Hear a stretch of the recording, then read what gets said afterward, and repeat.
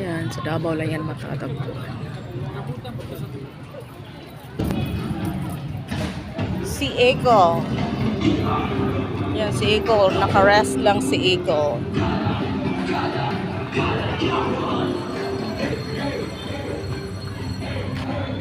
Yan, papunta yan doon sa playground.